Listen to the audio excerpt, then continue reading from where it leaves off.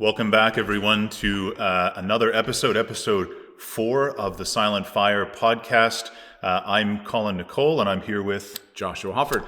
I'm the rector, the parish priest here at St. Mary and St. John, and Josh. That just sounds so cool that you get to say that. I'm the rector, the rector, yeah, the parish priest at St. Mary's and St. John. I love that. Perks of the job. That's right. Yeah. But you're not wearing the collar today. No, so, I went a bit casual. You're incognito. That's right. Yes. Yeah. I'm working from home a lot these days. I remember talking with an Anglican priest, an Orthodox priest one time about outreaches, and because we were doing outreaches where we were doing prophetic evangelism, right? And we were just having this conversation, and he said, "Well, I don't really have to worry about telling people who I am." Because everybody sees the collar and goes, "Oh, he's a priest." Yeah, that is pretty helpful. That is pretty helpful in truth. So anyway, I am Joshua Hoffert. I'm with Wind Ministries, and you can find all my stuff on Facebook. Look up Joshua Hoffert.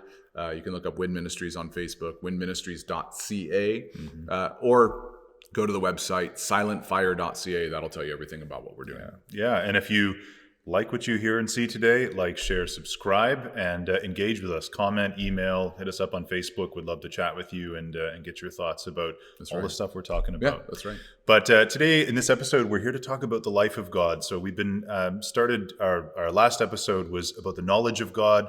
Before that, we talked about the mystery of God. Now we're talking about the life of God and what that means, I think, for God and for us and for our lives and for our relationships with others. And so I told Josh before we started this episode, there was a story that really comes to mind when I think about what the life of God in us looks like.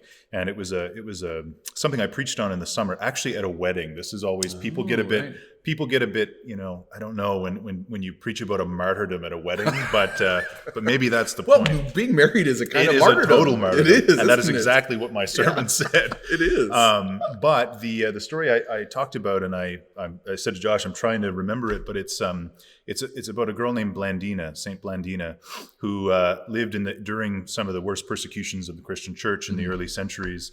And she and her companions were, as I remember it, sort of captured and brought to a gladiatorial kind of ring, put in with animals and all this sort of stuff. And she was only a 13-year-old girl. She was a servant girl. And many other of the Christians that were put in this arena, were killed in these horrible ways. And Blandina persisted. She kept living. And at one point, they tied her to a post in the middle of the arena and let out the tigers and the wolves and whatever else to kill her, and they wouldn't touch her. The animals wouldn't go to her. And one of her companions who sort of lived, or someone in the audience, later wrote in a letter, and it was I can't remember if it was Clement of Alexandria who transmitted this, or the story was transmitted by an early church father. They said that when they looked into the arena and they looked on this girl, tied to this post, they said they no longer saw her, but they saw Christ hanging there, right? Wow. And I think that is just such a beautiful image, not only of what martyrdom is, but I think what our lives are supposed to be like, and that's what I said. That's what I said in the sermon, just to clarify it. I said, in our lives, it's like we should, as spouses, be looking at one another and seeing Christ in one another for the ways that we give up ourselves for the other. So it wasn't that we should, kill our spouses, kill our spouses or be in the arena. Yeah. So it had a happy ending. But anyway, but I think that is just something that stuck with me now, that image of Blandina and her sacrifice, and the way that for anyone that's called a saint, or for anyone, I mean, we're meant to just be living our lives and looking on the lives of others and striving to see Christ in them and live in such a way that others see Christ in us, one, it reminds me of the story of Polycarp. And Polycarp being burned at the stake. Right. It's another, another one. Yeah. They don't look and see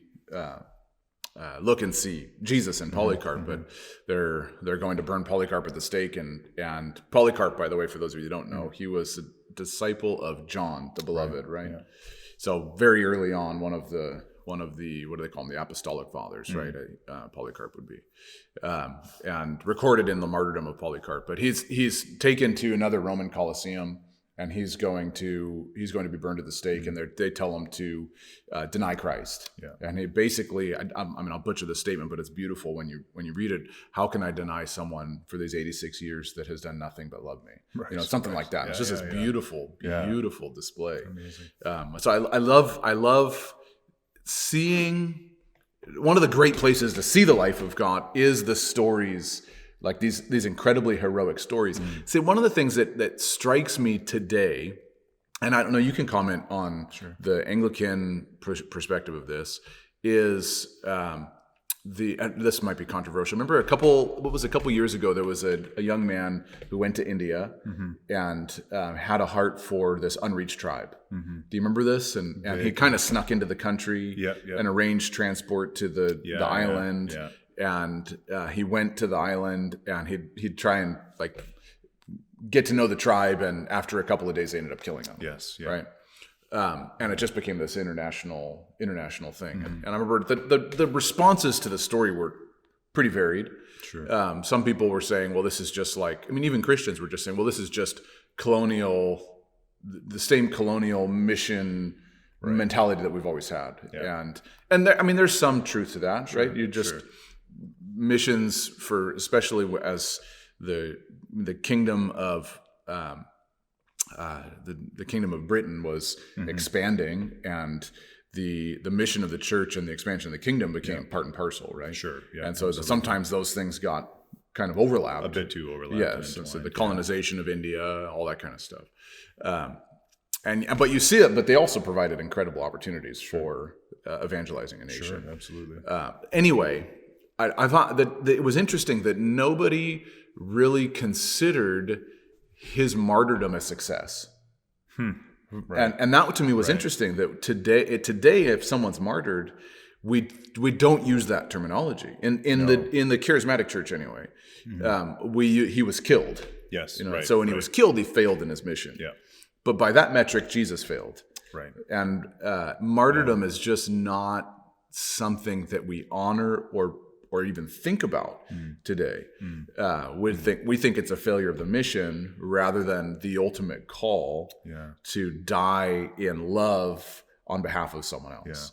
And so I find that interesting in that one, that martyrdom. So Blandina, who was martyred, her life was an absolute success. Her mission was an absolute success. Polycarp actually submitted himself to the martyrdom. So he had a prophetic dream. I think it was the night before it happened, and in the dream, his pillow was on fire. And he woke up and said, "I'm going to be burned." And he was taken later that day. I think it was later that day. I can't remember exactly the time frame, but it was within a short period of time. And he didn't like run or hide or anything. It's like Paul goes, "Yeah, I might be bound and taken, but this is the mission that God has me on." Right? It would look like that would be a failure. And I was thinking about this just in light of course, we're dealing with the coronavirus, the pandemic, all that stuff, and social media is so so we get all the stories, of everything, whether it's the intense amount of fear or the support of the community, that kind of stuff. But in any case, it's upended everybody's life. But I was thinking about Black Death, bubonic plague. All those kind of things, and what are ultimately, when all is said and done, and we're viewing from eternity all that happened on earth, if we're given that privilege, if we even want to. I mean, we're going to have the glory of God to stare at. So, but anyway, what were the unsung stories of martyrs? The priests that took care of their people and got the Black Death and died, but didn't count their life as anything because all they thought about was, I need to care for the people.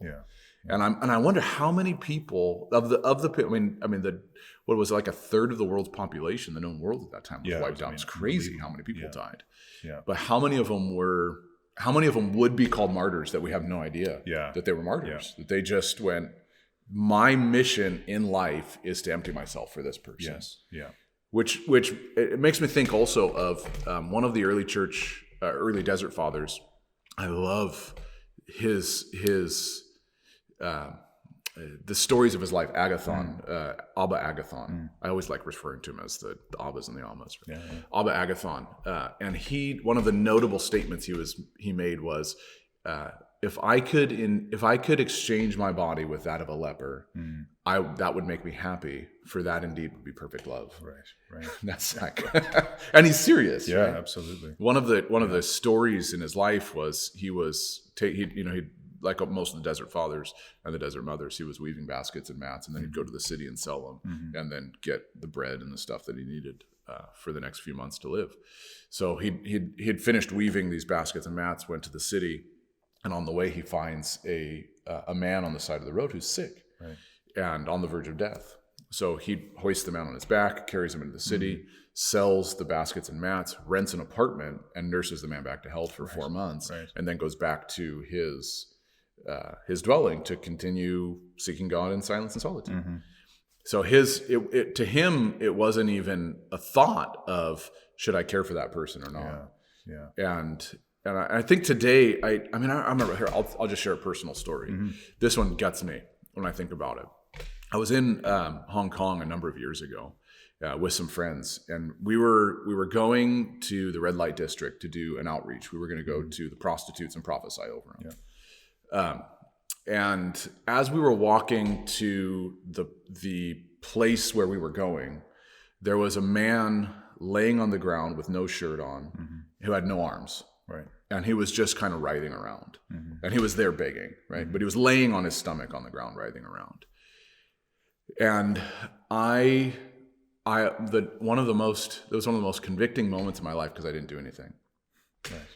And I will never forget the feeling of wishing I had stopped to care for him, as opposed to saying a short prayer under my breath. Right. That's the easy thing to do. Sure. The hard thing to do would be to go sit next to him and talk to him. But you get in the mentality, well, we've got an outreach, we got to get there, we've got people that we're meeting with, all this stuff. And I'll never forget how calloused I felt afterwards, because I didn't stop and sit with him. The man writhing on the ground. And so I've resolved that I'm going to try and be more attentive to people that are in need when I see them, because it's so easy to just ignore it. Absolutely. Especially if you live in a big city. It's like spending 10 years in Vancouver. It's easy to walk down East Hastings and just ignore what's going on there. I know a guy, I love the stuff that he's doing, John Lafembroy, I think his last name is, but he goes by John Raz. And he's going down into East Hastings on almost a monthly basis. He's from Edmonton, and he goes down there just to be with the people, to pray with the people, and to know the people and encourage the people. And to me, that is the self-emptying life of God, right? That's the Paul in Philippians 2. Let this mind be in you, which was also in Jesus Christ, who didn't consider equality with God a thing to be grasped, but emptied himself and took on the form of a servant. So to me, that's the life of God. And that was, I think in the early church too, the very early days of the church, I think it was Emperor Julian. There was some sort of sickness. Again, I haven't read it recently. There was some sort of sickness that was like just ripping through, Rome or Italy and that sort of thing. And one of the things that they noticed was that, this small group was like, the pagans couldn't believe that there was this group that was not trying to flee from the people who were sick, but were actually going in and caring for them and bringing them to the hospitals. And Emperor Julian, I don't remember the quote at all, but it was some quote of being like, this is amazing, like, who are these people? And they were all Christians who felt this call to go in, endanger themselves. And I think it's often attributed in some of the things I've read that it was their care in that time that contributed to this explosive growth, because all these people were encountering the love and life of God through these people who were otherwise being abandoned, and saying, who are you? And like, what is this? And there was just so many conversions that came out of that. It's interesting that what we remember, myself, because I love studying, what a lot of us, and you might be the same way, what I remember when I read the early church are the great theologians, but it wasn't really the great theologians that caused the church to increase, It was these amazing stories of self-sacrifice, of love, and then the display of power, healing, and all that kind of stuff, of course, was part of it. But probably even more so than that, because it wasn't like they were unfamiliar with powerful displays in the pagan religions. So these things still happened. So anyway, it wasn't. I remember the Augustines, and on the Trinity, and the Athanasian Creed, and that kind of stuff. But it was really what caused the church to take a hold was this self-sacrificial thing that everybody had engaged. There's one of the really notable Desert Fathers. He was basically the guy who took Anthony the Great's mantle and took it forward, and his name was Pachomios. And Pachomios was in the emperor's army on a campaign as a young man, 18, 19 years old. And as a soldier in the city, their treatment in the city was absolutely atrocious. They were basically dying, infestation, no food, no water, that kind of stuff. Well, the Christians found out that the soldiers in the city, I mean, these are soldiers that ostensibly are there to kill all the people, right? Yeah.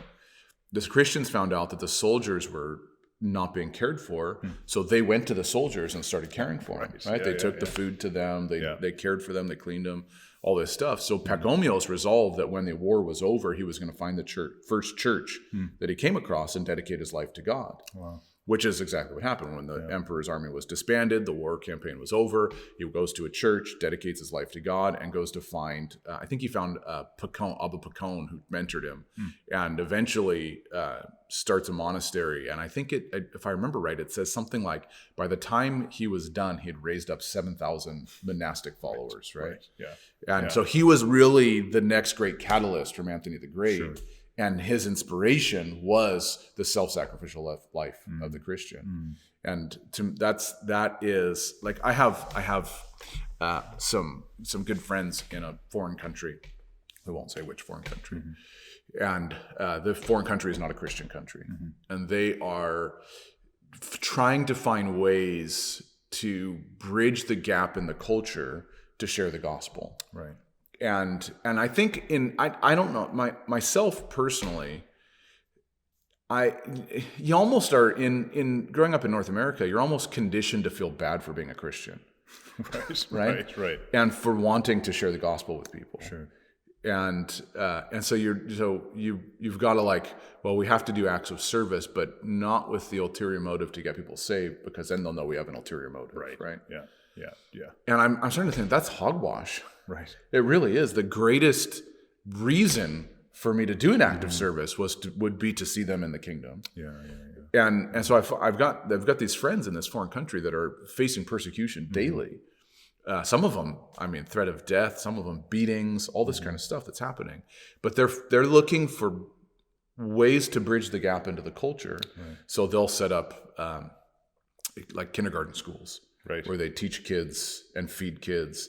And there's no requirement that the kids are Christian or anything, right? But they do it so that families who are whatever religious persuasion they are will bring their kids there to be cared for, and then they'll see their kids are like growing in righteousness and finding more peace, and they're growing. They've got a healthy meal that they're having where they couldn't have a healthy meal because they're in slums. Right. And so the family ends up becoming Christian because the Christians went into the slums just to care for the kids. And they're going, we don't really care. We care if we want people to become Christians, and that's our ultimate goal is we set these things up so that they'll encounter the life of God and know Jesus and go from the kingdom of darkness to the kingdom of light. But if we just do an act of love, we're okay with that. Right. Yeah. I think it was Mother Teresa. She said the reward of love is the love itself. Yeah. Right. Yeah. Beautiful. Yeah. So how in your experience as a priest, what are some of the ways that you've seen the life of God in display in the people that have been part of you're the rector of of the parish, all the fun stuff, all that fun stuff. I think I think service is a big one, and like you said, the end of all of that is to say, like the end goal, the purpose is, I think ultimately we all want people to know God in such a way that they kind of turn their lives over to Him. Right. But I see, in my congregation, people just with this deep desire to serve others, and I appreciate that, and that's, you don't find that everywhere. And I was blessed to come to a place where people really want to do that. Whether it's through the feeding we do, we have like a lunch or breakfast program, or food bank, free breakfast, third Saturday of every month. Not now, but is there bacon? Oh, there's bacon, pancakes, bacon, everything. Wow. I'll let you know when this all blows over. Yes. We'll go. Yeah, We'll go. But community breakfast, right? And it's just free. Right. Whether you need it or not, just come and have Right. breakfast with us, right? Right.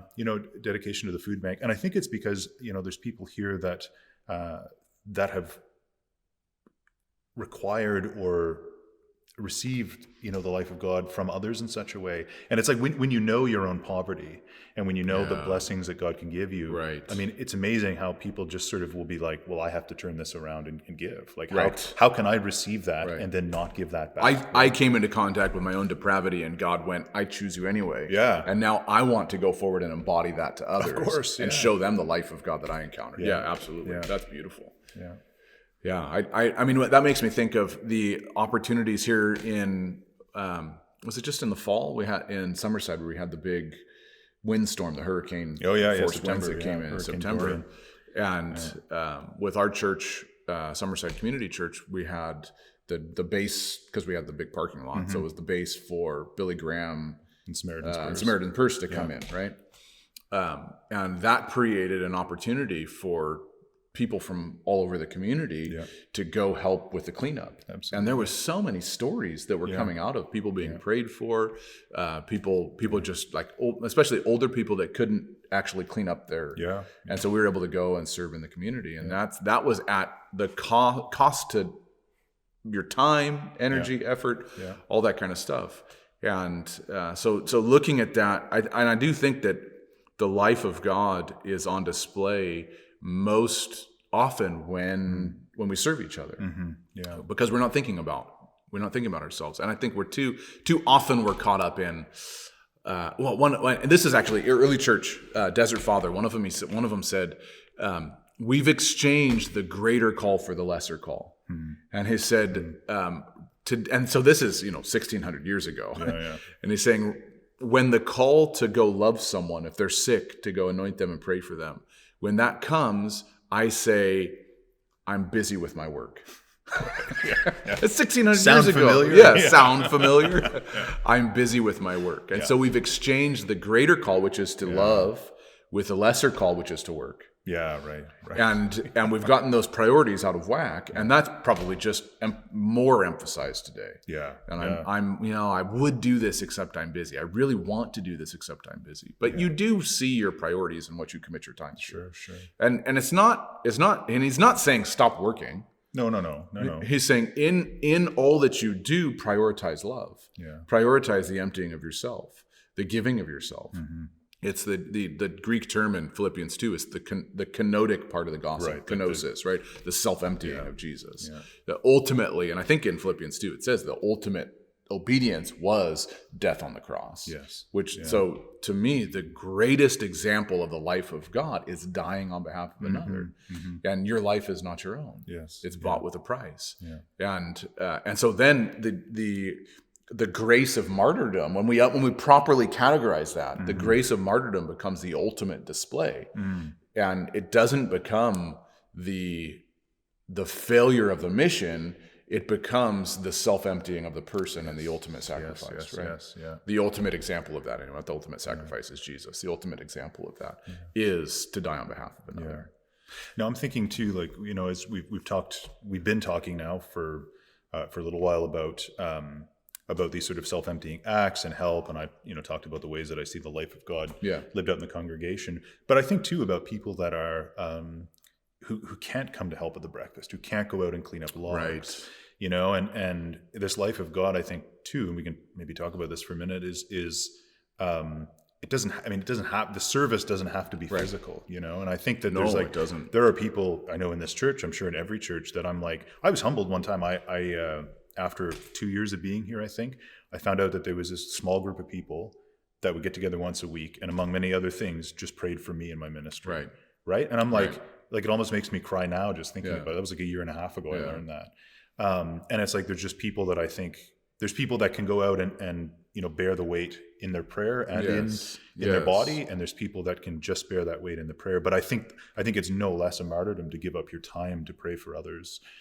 Absolutely. It doesn't have to be kind of out, cutting logs or whatever, but it's like just to pray for people is such is in itself, to give your life to that is a martyrdom. Well, which is beautiful, because just thinking about that is the life of they're divesting their life on behalf of you, right, and behalf of the church, and the people in the church. They're divesting their life because they're giving their time. Time is a sacrifice. Absolutely. It really is, right? I mean, today time is money, they say, right? Yeah. So we're just so short and bereft of time today that to actually spend the time to do it is a great deal of sacrifice. And you from the other side of it is you encounter the life of God. And like we talked about in one of the previous episodes, the knowledge of God, you actually come into an awareness of his tenderness through what someone else does. Right. Yeah. It's just amazing how and then you're able to run the services and display the communion of Christ and the sacrifice of Christ, and just the reciprocal way that whole thing works is I come into an awareness of the tenderness, you come in awareness of the tenderness. When I'm giving of myself, I begin to know that I love that the life of God is tangible. Right. It's not ethereal. Right. It's an actual act. It's an actual thing. And again, like you said, it doesn't have to be me going and cutting the logs. What are the various different ways that is within my grasp to empty myself? And that can be prayer.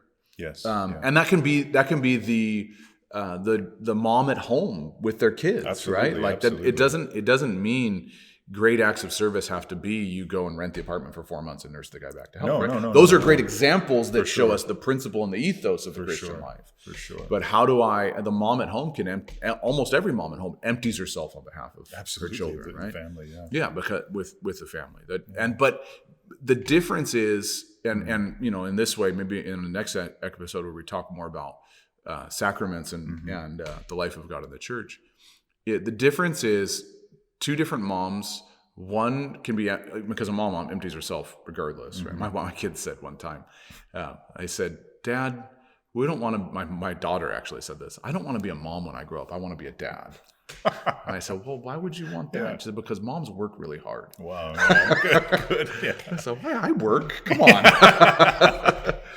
So the vocation of a parent is to empty yourself. Yeah, absolutely. There's a difference between someone who begrudgingly empties themselves and someone who recognizes the display of the life of God. It almost becomes a sacrament, right? That I'm actually making on display my self-emptying is an act of service to God. Yeah. And it's really the heart issue behind it. That's what Jesus says in the Matthew 5, 6, and 7 is the spiritual life is really about the heart intent behind what you do. Is you can do something that seems sacrificial, but it's absolutely not. Or you can, and it can be the exact same action, undergirded by the kingdom of God and the desire to please the Father, that goes, this is the display of the life of God. So what is given to you to do? What is it that you're called to? What is within your grasp and within your power to do? So we're so thankful that you've joined us, and we hope that you have caught a vision of how you can be self-emptying and what are things that you can do in your own life, in your own sphere. And for me, some part of my self-emptying is leaving my family, traveling abroad as I do, and emptying myself in the form of teaching. So it just depends. What's God called you to do? So we just pray that you would come into contact with ways that you can empty yourself on behalf of others, with ways that you can be the life of God for others. So we're so happy that you joined us. Again, like, share, subscribe, comment. Let us know ways that God has led you to give on behalf of another. Maybe it's financially you've given, maybe it's resources you've given, time you've given, whatever it happens to be. We just love hearing stories about how God's life is on display in His church. And so we bless you. We hope you join us again. Check out silentfire.ca. It'll give you all the information about who Colin is and who I am. So see you next time.